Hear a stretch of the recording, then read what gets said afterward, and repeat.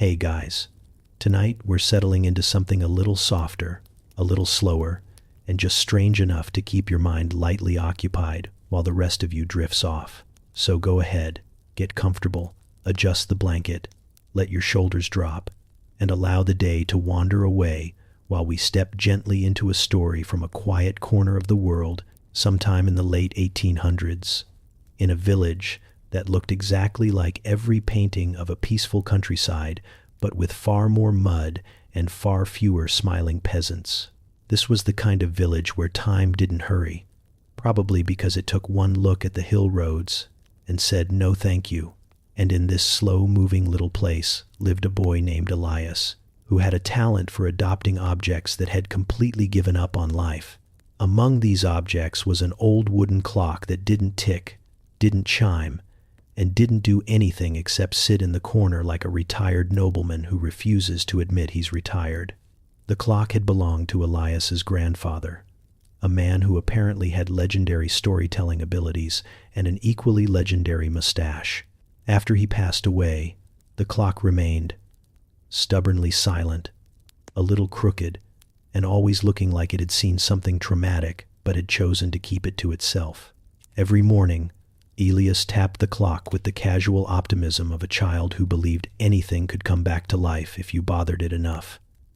And every morning, the clock remained defiantly dead, until one evening, when the sky turned that dim shade of purple that makes everything look like it's preparing for a dream sequence, Elias heard a faint click, then a tiny tick, the kind of tick that sounded like the clock had finally decided to participate in society again but wasn't fully committed.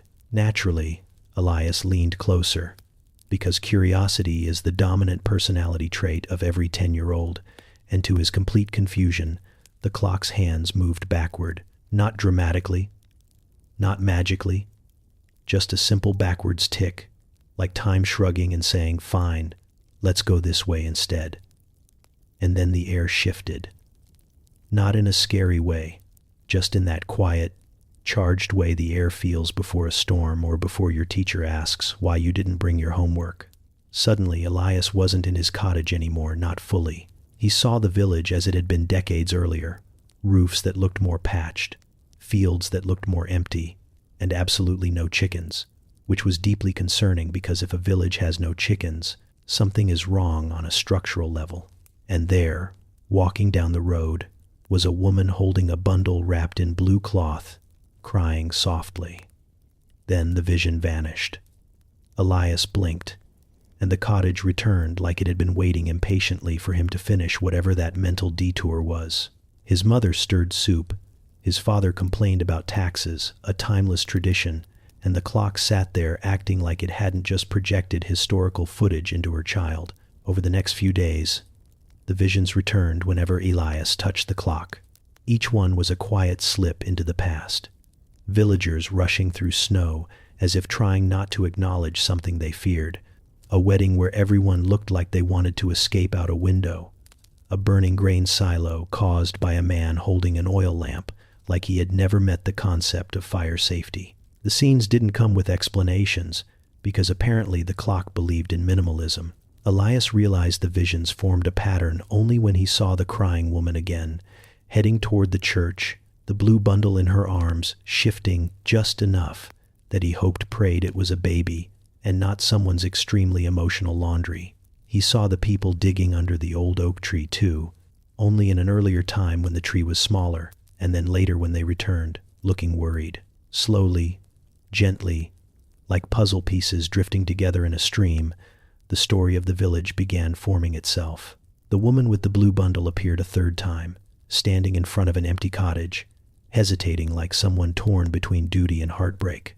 A different vision showed villagers whispering near the oak tree at night, placing something small and wrapped into the ground. Elias didn't fully understand, and the clock wasn't interested in helping, but he felt the weight of something sad and old settling onto him. And as the days passed, he noticed the visions always grew stronger when the clock ticked backward, as if rewinding memory itself. One evening, after a particularly clear vision of villagers gathering during a winter storm, Elias asked the clock quietly, almost shyly, "Are you trying to tell me something?" The clock did not reply, because talking clocks are where sleep stories turn into nightmares. But the backwards tick came again, steady this time, almost encouraging. This next vision was the clearest yet. The woman in blue entering the church, handing her bundled child to the priest with trembling hands. The priest nodded with a heaviness suggesting he understood more than anyone else. Outside, the villagers argued, some pleading to protect the child, others insisting secrets were dangerous, even tiny ones wrapped in blue cloth. The scene dissolved, the cottage returned, but Elias felt the sadness linger like fog on the hills. As the visions continued, he noticed the village in the past was not just occasionally frightened, it was regularly frightened, always on edge during winter, always glancing toward the forest as if waiting for something that would not arrive, something unspoken, something everyone pretended wasn't real, which of course meant it absolutely was. Elias spent evenings staring at the broken clock, the one object in his life that somehow worked best when it wasn't supposed to. His parents assumed he had finally found a hobby other than collecting broken spoons, so they left him alone. Meanwhile, the clock kept unspooling the past in gentle, backward threads. He saw the grain silo fire start, not from an accident, but from villagers trying to burn something they feared would return. He saw the oak tree scene again, this time clearly, the villagers burying small items. One looked like a lock of hair, another like a child's toy, and sealing them with whispered promises. He saw the woman in blue years later, returning to the village, searching every face, realizing her child was nowhere to be found. And in an even earlier vision, the oak tree appeared as nothing more than a sapling, and beside it stood the grandfather Elias had never met, younger, holding the clock before it was broken. That part startled Elias most. His grandfather seemed to speak into the clock, quietly, as if telling it a secret meant to survive longer than he would. The vision faded before Elias could hear more, because the clock loved dramatic timing almost as much as it loved ticking backward. Eventually, Elias began stitching the pieces together in the only way that made sense to a 10-year-old, armed with visions, curiosity, and absolutely no historical methodology. The child in blue was important not because of anything dramatic, but because the villagers believed the baby carried some kind of omen. Maybe good, maybe bad, maybe a little of both, like most things in life. The oak tree seemed connected to protection rituals, old promises, forgotten fears. And the clock? Somehow the clock was tied to his grandfather, the only person in the village who, according to family legend, always knew when a storm was coming even before the clouds arrived. Elias suspected very softly, because suspecting things loudly is dangerous even for fictional children, that the clock was his grandfather's way of preserving the truth of what happened to the child, the woman, and the village's quiet sadness. One night, the clock ticked backward for the longest time yet, and Elias slid into a vision so clear it felt like stepping into a memory of his own. He saw the villagers huddled in the church, arguing about the baby. Some believed the child would bring misfortune. Others said misfortune was already there, and they were just looking for someone small and defenseless to blame, which honestly is the most historically accurate part of this entire story. In the middle of the argument, Elias's grandfather stood up, not old, not frail, but strong and strangely calm, and said the village didn't need fear. What it needed was truth and protection and a memory to keep it from making the same mistakes. The villagers didn't listen, because villagers in history rarely do. So the grandfather took the clock, held the child for a moment, then whispered something into the gears, something the vision wouldn't let Elias hear. And then he left the church, carrying the clock out into the night as snow drifted around him. The vision ended there, because of course it did. The clock liked to end things right when they became useful. Elias woke from the vision feeling something new, not fear, not confusion, just a strange peace, as if the story had been waiting years for someone to finally see all its pieces. The next morning, when Elias touched the clock again, it didn't tick backward. It didn't tick at all. It was silent, the way it had been before, completely still. But Elias understood.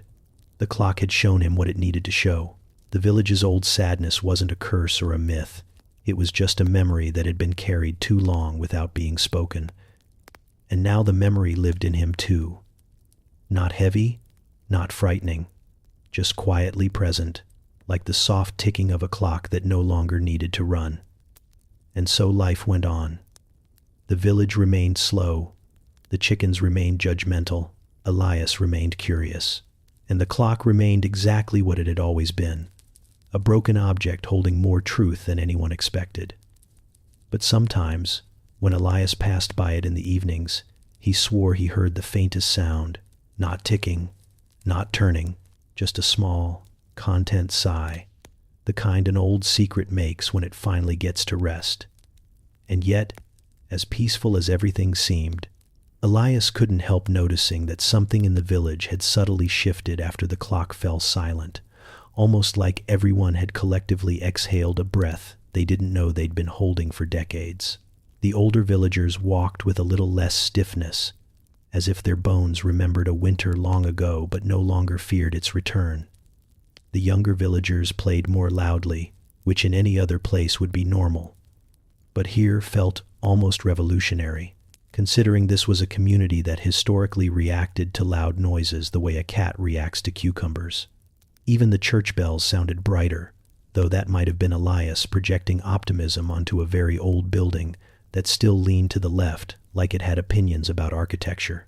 Elias didn't tell anyone about the visions or the clock's brief career as a time-traveling historian, mostly because he wasn't sure how to explain it without sounding like he'd inhaled too much chimney smoke, but also because something in him felt protective of the story. He wasn't hoarding it out of selfishness. He simply sensed it wasn't his to fix or expose. The past had been whispered to him, not handed over, and he treated it with the gentle care of a child who somehow understood that memories aren't toys, even if they come with supernatural packaging. Days stretched into weeks, and the rhythm of village life continued its usual quiet march. Elias went back to collecting broken things, though none of them held quite the same gravity as the clock. He fixed a cracked teacup, mended a bent nail, and even convinced a lantern to stop flickering every time someone breathed near it, which everyone congratulated him for, as though he'd performed advanced electrical surgery.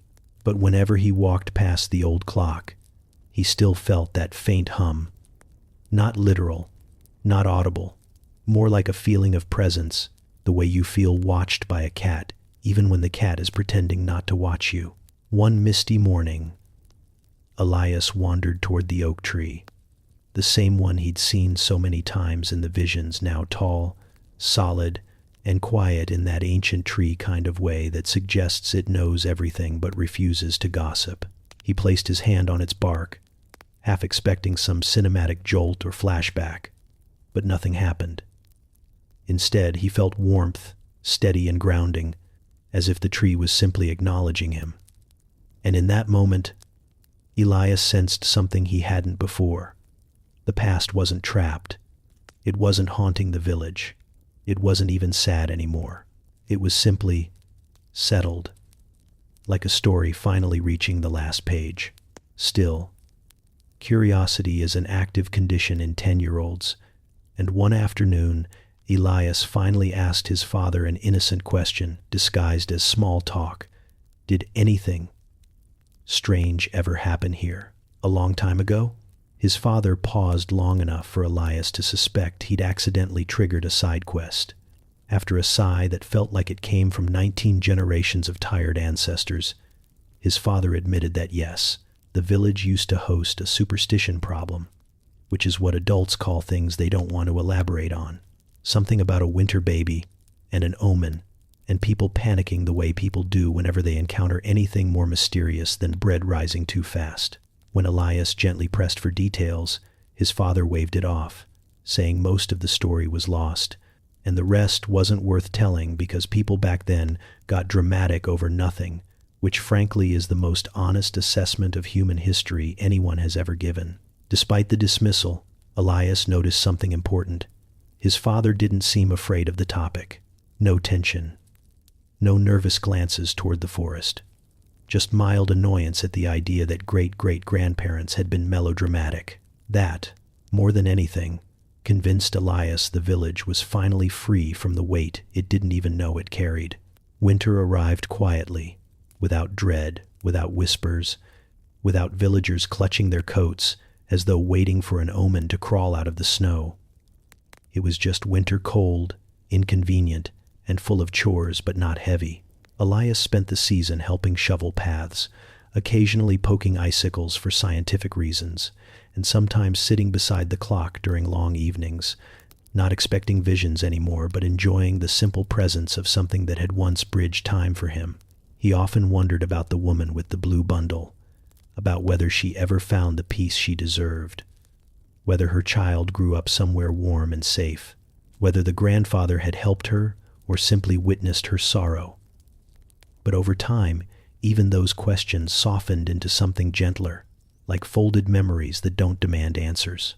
On one of those quiet evenings, as the fire crackled a steady, soothing rhythm, Elias thought he heard one small tick from the clock. Just one. Soft, almost imaginary.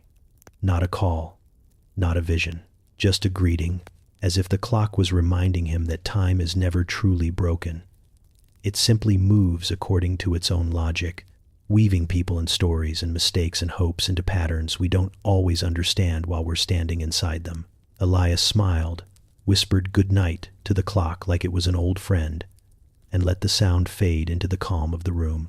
And from that night on, though the clock never ticked backward again, Elias carried its quiet lessons with him, that the past isn't something to run from, or fear, or bury under old oak trees, but something to understand, gently, the way one listens to a tired storyteller finally ready to rest. The village grew a little brighter, Elias grew a little wiser, and the clock remained in its corner, silent but somehow alive, holding time not in movement, but in memory. And so, as years drifted by with the same unhurried pace the village had always known, the story of Elias and the broken clock settled quietly into the fabric of everyday life. Not as a legend, not as a warning, but simply as something that had happened the way certain winters feel softer or certain mornings feel older. Elias grew taller, then older, as people tend to do when time moves forward without asking their permission. And though his days filled with new responsibilities and the kind of mild adult frustrations that make you sigh at laundry, he never lost the gentle understanding the clock had given him. He learned to listen to silence the way others listen to music, to notice small shifts in the air, to recognize the difference between fear inherited from the past and peace built in the present. Sometimes, when life felt confusing in that ordinary human way, he would rest his hand on the old clock, not expecting visions or answers or even a tick, but simply grounding himself in the reminder that time, no matter how strangely it behaves, always leaves room for healing. The villagers forgot the old superstition entirely, replacing it with more practical concerns like crops, gossip, and whose donkey had wandered into whose garden again. But Elias kept the memory safe, not as a burden, but as a quiet truth that belonged to him and the clock and no one else.